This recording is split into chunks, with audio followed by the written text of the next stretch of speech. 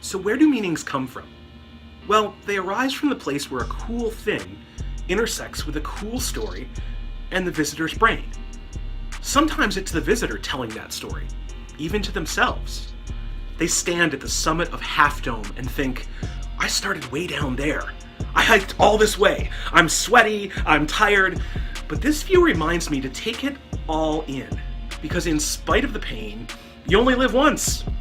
Now I'm gonna make sure to take this piece I'm feeling back to work with me on Monday.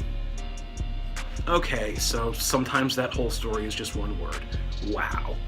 But that whole story fits into wow too. All the best stories in the world, the ones we tell ourselves and the ones we tell to other people, are usually some form of the hero's journey. That's true for everything from Homer's epic poetry on down to the latest episode of Rick and Morty. It's also true of that wow story. The hero starts in their everyday world.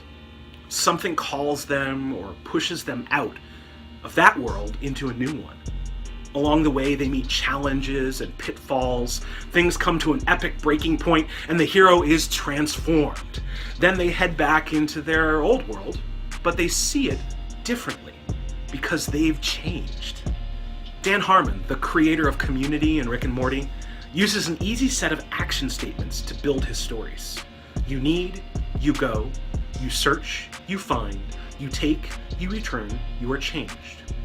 You can see him explain more at this video right here, or in the show notes.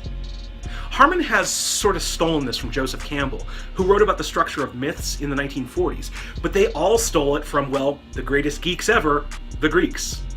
The you in Harmon's model is the cool part. Sometimes it's the main character of the story.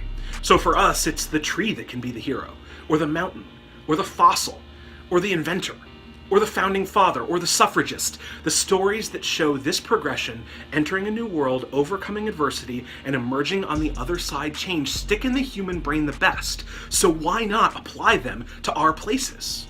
That means when we're researching and deciding what stories to share, we should stay on the lookout for moments in the science and the history that match this progression and then latch onto them. But sometimes the you in the model is the visitor who comes to our parks. Go back to that hiker on top of Half Dome.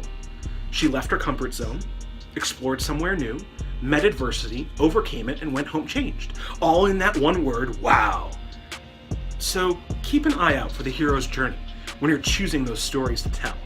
And encourage visitors to go on their own hero's journey when they explore your park.